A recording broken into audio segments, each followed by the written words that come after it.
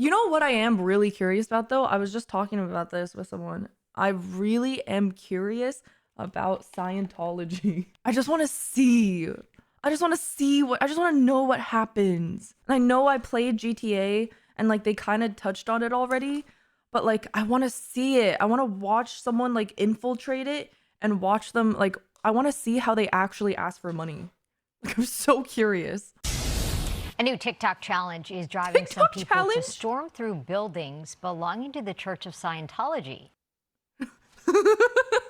So stupid. They took the door handles off. I need to look into this. I don't know why I'm so curious about it. You know what would be really freaky? If I looked into it out of my pure curiosity on Scientology and how all the crazy shit goes down, and then I accidentally get like indoctrinated. Imagine I'm like, guys, I'm gonna do some research, and like come back and I'm like, you guys should totally check out the Church of Scientology. Their values are actually really morally righteous.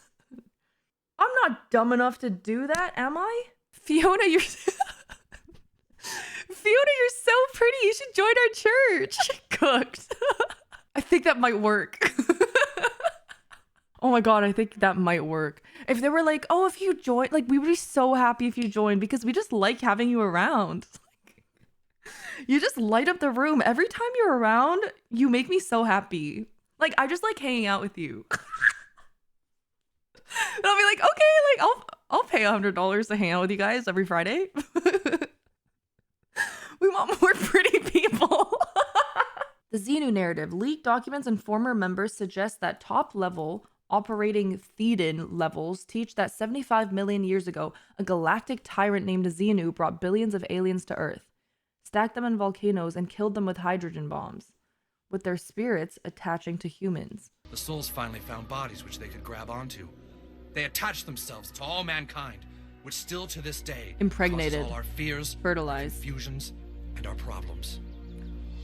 Oh! Okay, I get it. So it's like, oh, you only have fear and insecurities because of these alien souls that had impregnated you, right? If you believe in it, you're like, that's not me. I have no fear. The fear is actually a fake alien inside of me. And then you give the money to get rid of the alien soul that's in your body. Ow. My contact is weird. Ow. This pain isn't real. It's the alien soul. The alien soul's rejecting my left contact. Ugh. I need a Scientology therapist session. Wait, I wonder what they do though. Like, I wonder if there's like rituals or if it's like therapy session. Oh, ex-Scientologist explains auditing. What is auditing? What a Scientology agent will do is they'll get a list I want to watch this. What a Scientology agent will do is they'll get a list of everybody you know, including your doctor, your dentist, your travel agent, whoever, your friends, your family. They will then contact every person on the list, whether directly or on the phone, and say, we're gathering information about John Atack or whoever, and their criminal background. We found out some really interesting things already. I was told when the head of the harassment division in the UK defected that they'd spent £2 million harassing me up until that point. When I was younger and the talk of religion first came to be and we were learning about all the different types of religions, I thought that I was a Scientologist because I remember like the word science being in the name.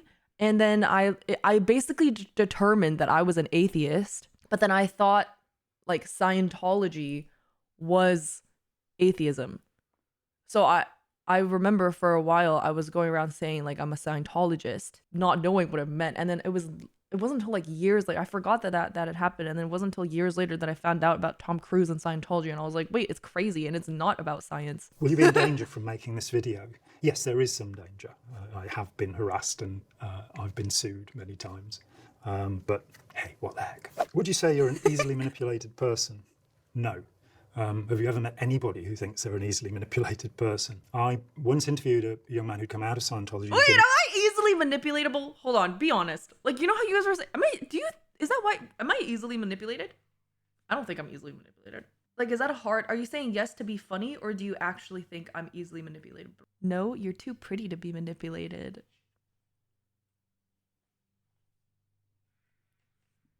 Okay. In the 14 people governing Thank you. Scientology. Only if they invite you to the And I said, the great Scientology thing is, I know esports I'm event. gullible. Is Scientology a cult? Well, what's a cult? By dictionary definition, a cult is a group of people who have reverence for a particular discipline or a particular leader. And in those terms, yes, Scientology is a cult. I would go one further. Is Scientology a I was about dangerous to ask cult? that. And Well, from my point of view, it most is what's you guys would consider Mormonism a cult as well, right? Like we would consider Mormonism to also be a cult. So what is like which one is more dangerous? Scientology? Okay, because I feel like I don't know much though, so maybe I shouldn't say anything. Actually, I don't really know anything. Cult versus religion is like a measure of how popular and old it is. Okay. I just feel like I've never really been hard approached by. No, I've been approached by a Scientologist once outside the LA Scientology place. It was just one time. But I just like as someone who's not interested in joining anything, I feel like all those little Mormon kids that like they walk around and they talk to people, and if they approach people, they're like, "Hi, I would like to talk to you about the Church of Latter-day Saints." They seem so innocent. Like they're so like they feel like they're just happy-go-lucky, and you're like, if you're like, "Nope, not interested," they're like, "Okay, well, have a good day." Like they've never really pressured me. They've just been like, la-di-da-di-da, would you like to talk about religion? And I'm like, no. And they're like, okay. And then I remember the first time that I actually realized that one of those people was for the Church of Latter-day Saints was in Japan. And it was like two white kids in Japan who were there just to talk to Japanese people or like people in Japan about joining their religion. I remember because I was curious. And I remember I was streaming at the time, and then people in chat were like, don't talk to them, don't talk to them, don't talk to them. And I was like, what? They're being so friendly. Like, why can't I chat with them? And then that's when I learned about Mormons. What is a silent birth? In Scientology, it's expected that women will give birth without making noise. Hubbard put forward the idea that if we're knocked unconscious, or during unconsciousness, we're still... It just came out of nowhere. What is the point of adding that little, like one little thing? Like imagine you're starting to believe in everything, and you're like, I do want to get rid of these aliens in my body. I do feel like there's other beings in my body that I need to get rid of so that I can manifest stuff. And then they just sneak in the little tidbit going, also, women don't make any sound when they give birth. And you're like, what? Like I make noises when I have period cramps. Like, you really think I'm going to be silent when I give birth? At the moment, I'm not sure what their highest price is. Probably about $500 an hour to sit in one of their sessions. Holy Recruiting shit. is free. Once you've been recruited, they'll sell you a £5 or £10 course. And they'll say, we've got lots of these courses, you don't have to do the expensive courses. But as soon as they can, they'll put you into a hard sell situation. And the presumption, you just force somebody through to the next level. I've met people who borrowed hundreds of thousands of pounds so they could do Scientology, and then found they couldn't repay it. And of course, they'd be told by the registrar or salesperson, Scientology will increase your abilities so much that you'll be able to earn this money in no time. It's not true. I met one guy who'd spent $400,000 in a week, and at the end of the week was admitted to a hospital with a heart attack. I'd probably have a heart attack if I'd spent that much money. So Scientology is just the people on Instagram, the dudes who like rent an Airbnb and like rent a fucking McLaren and a Ferrari and shit. And they're like, look at all this stuff I have. And now for $29.99, you can buy my course where I teach you how to do exactly this. And within 2 months, you'll be able to have all of this too. What do you know about Shelley Miscavige? Shelley Miscavige is David Miscavige's lawful wife. She went missing years ago. Nobody knows where she is. She's not made an appearance in years. The journalist Tony Ortega has been trying to find her. And as yet, we have no idea where she is. She is one of the disappeared. What does the disappeared mean? There are multiple of the disappeared? You have to excommunicate your family to join? Everyone that isn't a Scientologist is considered an enemy of Scientology. The disappeared are people that aren't even seen or heard from again. They're either performing slave labor in work camps or simply gone. Oh, they can't even talk to their family who don't believe in Scientology anymore. Family look for their kids that are now missing. That is so scary. What do you know about the hole? What the fuck is the The hole was set hole? up by David Miscavige at his secret base in Gilman Hot Springs in California. This is a huge property where you have pressure pads all around the inside of the property of the fence, and the razor wire faces inward, so you can't climb out. The hole is placed there. It's a double trailer, so 2 mobile home sections, and Miscavige started putting his executives into it when they annoyed him. Mike Rinder, in his book A Billion Years, says that, Is that not there are kidnapping? 140 Scientology executives in there sharing 2 toilets Oh and my being allowed to God. go to the shower for 30 seconds a day or something in another building. I think it ran for 8 years, and all of the top executives of Scientology, they'd be taken out to go to public meetings with their uniforms on, then they go back to be That's in like the hole because Miscavige was worse displeased with them. It's than Scientology's prison. good luck. The problem, if law enforcement become involved, is if Yeah, they say private to you, prison. you know, are you here of your own free will? And you say yes, then there's nothing much they can do. Oh. And if you say no, you'll be thrown out of Scientology forever. So it was said the largest raids in the history of the FBI were on Scientology in July 1977. And Lawrence Wright, in Going Clear, wondered why was it that the people who were in the prison detention force, the rehabilitation project force, why didn't they just leave? And he not understood that this is not an ordinary situation. Oh, They they're knew just that if fully they left, brainwashed would and they be want to labelled as stay in suppressive Scientology. persons and would not be allowed to continue in Scientology. So the amount of programming is very profound. There have been situations where on the Oh, I could never rehabilitation do project that. force, which I mentioned, the labour camp, that people are This they're is given an leftover ex-Scientologist. food. Now, this isn't a place where rice and beans is the normal diet, so they get the leftovers. You'd often find cockroaches in the food or maggots, things like that. And you Ew! either ate that or you didn't eat. Part of that process was also what's called pig's birthing, where you would no longer be allowed a mattress. And David Miscavige reintroduced this idea. So you could be on the rehabilitation project force usually for a couple of years. You could only speak when spoken to. You had to run between your jobs. You had to wear black or a black armband to show your status. You cleaned the toilets. If you defied any order, Oh my you God, were I could told never. you'd have to run a lap. And you'd be working an incredibly long day. You then have the practice of overboarding that Ron Hubbard introduced in 1968, where for the slightest infraction aboard his ship during training, you would be thrown overboard. And that doesn't sound too bad. Only that would be from 25 to 40 feet high. You might not be able to swim. You'd be blindfolded. Your ankles would Oh be my tied together, God. and you'd be thrown Wait, into the sewage-full Is that waters of not- Corfu Harbour when he started this, because other boats would be letting out their human sewage into the harbour. So Like people murder? had this forced upon them, and there were the people who did it to other people. How do Scientologists recruit new members? Usually by word of mouth. Usually it would be a That's friend. terrifying. But they go out on the street with a little clipboard and they ask inane questions. The ones I used were, what would you most like to be? What would you most like to do? What would you most like to have? And once you've established Yeah, how rapport are or these people not in conversation with somebody, you ask them prison? if they'd like a free personality test. There's the And in personality they go. test. Do they keep people against their will? Oh my Yes, that God, that part would get me though, because I love personality tests.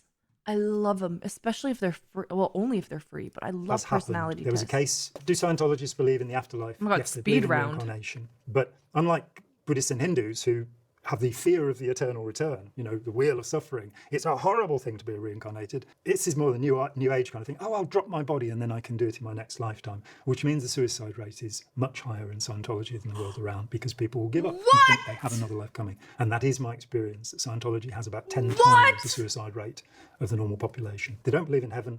Hubbard went there and said it was made from cardboard.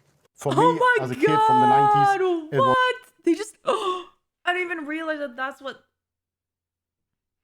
That's so scary.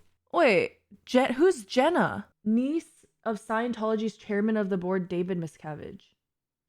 Oh my gosh. Oh my God, and she left. Oh my God, I want to watch it.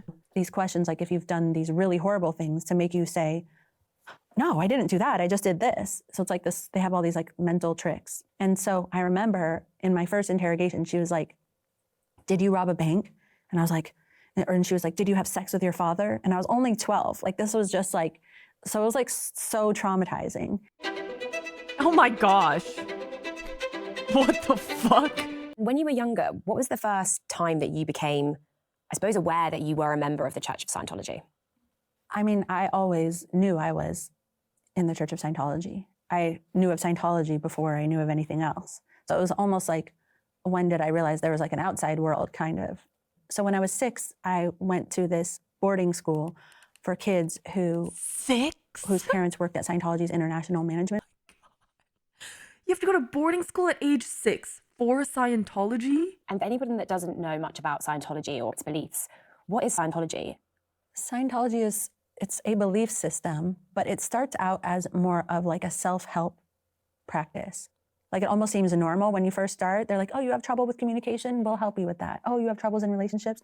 We'll help you with that. They don't have a God, but they believe that each of us are spiritual beings who live lifetime after lifetime, and we pick up a new body each life. And they basically believe that because of bad things that we've done and bad things that have been done to us, we're sort of stuck in these bodies. But our spirits, which they call Thetans, are really all-powerful. That does We sound have awfully all sorts close of powers. to We Satan. can create universes at will, but because of all of these things that we've done or have been done to us, we are now powerless and mired down, and only Scientology can basically cure us of that and bring us back to our native state. So it starts off sounding normal, but it's too late by the time you realize that it's kind of weird. Kind of. So my parents were my biological I can't believe. Okay, did you guys know about all this already?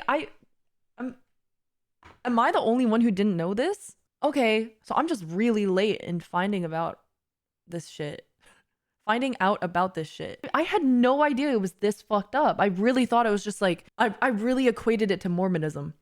Like in my mind, I thought it was just, you guys should join, but like make sure you spend money, but also we're gonna always be really nice to you. At time. Like I did that's all not I know want it or was care so about. much Then I have fear. to sign this. What is an e-meter and how does the Church of Scientology use them? So an e-meter, it's short for Was that the electropsychometer, and sweat basically gland it's thing? like this device which has like a needle on it which Oh, moves, yeah. and then it's attached through like a cord to 2 cans that you hold, and basically it puts a tiny current of electricity through Yeah, one this is side, all sounded like North Korea goes through LARP. here, then back into the e-meter, and then the needle registers what's going on. Basically, they believe that it also that this current can basically be influenced by what's going on in your mind.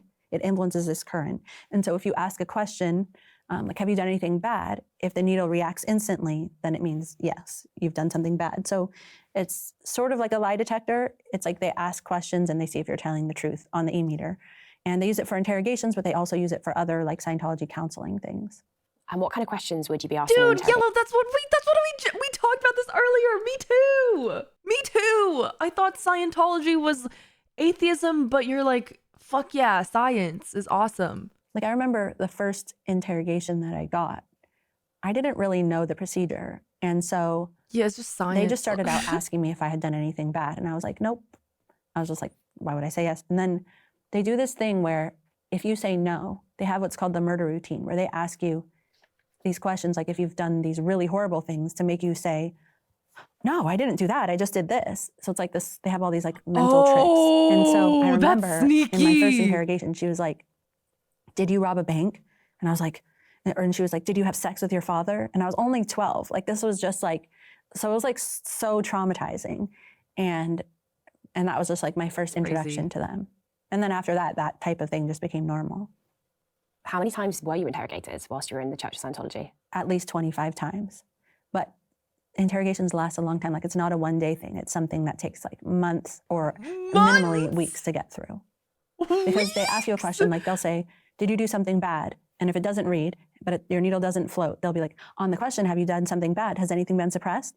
On the question, have you done anything bad? Has anything been invalidated? And they have like this whole list of things that they keep checking until your needle floats on that question. And then at the end of every session, they ask you a series of questions that are like, have you deliberately tried to influence the e-meter? Was there another question I should have asked you that I didn't ask? And you have to have your needle float on all those questions. So it's very intensive. What the It's not fuck? just like a one-day thing. It goes on for weeks. And sometimes like in a single day, I would be in the room for like 9 hours. At one point when they were trying to separate me from, at the time it was my fiance, because we had sex before we were married, which was forbidden. I was just like at my lowest, and I literally like hung myself outside of the window on the 5th floor of a building on Hollywood Boulevard. And I was like, if you What? don't tell me where Wait. my fiance is, then Oh. I'll let go. Now, I don't know that I would actually have done it, but Oh I my felt like God. it was my only option. Like I felt like I was so unhappy. I had no control over my life or my future, that they could just take everything away, and they would continually. They wouldn't leave me alone. I mean, it was extra interrogation, extra bad treatment because of my family. It's like I couldn't opposite stand it. I of couldn't keep my mouth nepotism. shut, and I had to get out of there. And what was the process like for you to leave, Jenna? So when you leave the Sea Org, you have to get an interrogation, which usually involves months of heavy labor as well. But so they said, okay, you can leave, you have to get your interrogation. But by this point, I was so tired of being kept in a room. I had tried to escape the room many times. They chased me down the street after trying to hold me in the room for hours. So she wasn't there I just by her own couldn't do it free anymore. will. I couldn't put myself through the mental process. But Yeah, that's just my plain old husband, kidnapping. at the time, he said that he wanted to leave with me. And so he was sort of slowly withdrawing or being shady or not coming home and sort of changing his. Oh, fuck. Wait, no, let me go back. My husband, at the time, he said that he wanted to leave with me.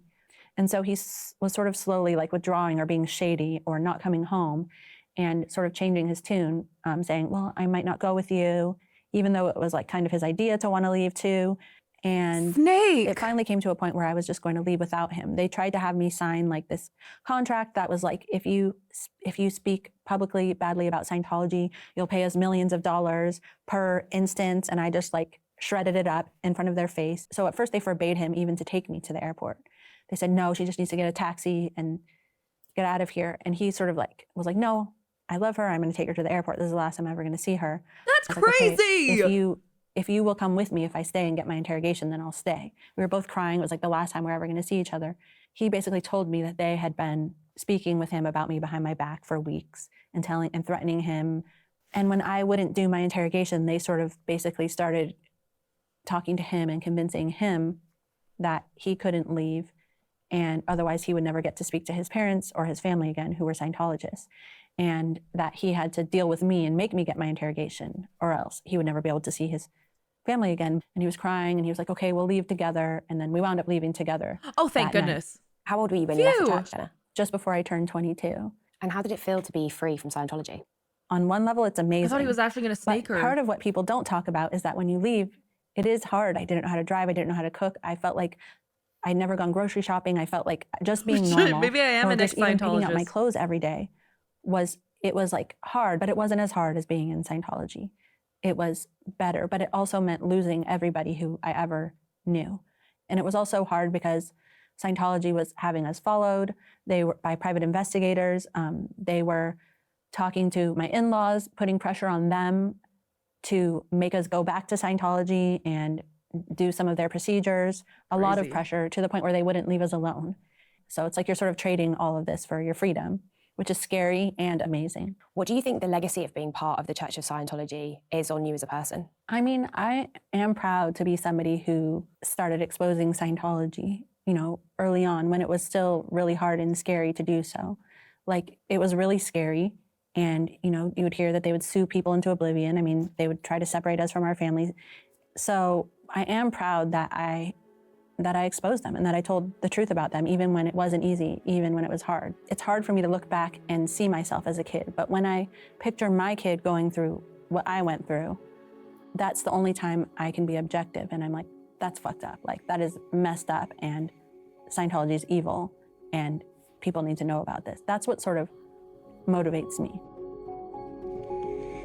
Good job, Jenna. List of That is every- crazy, though. That is crazy. I mean, I know about the negative sides of certain, some religions where they prey on the vulnerable, they prey on the weak, and they kind of just suck up money by making empty promises and stuff. But then I didn't know, but I feel like they're doing illegal Fantasy. shit, right?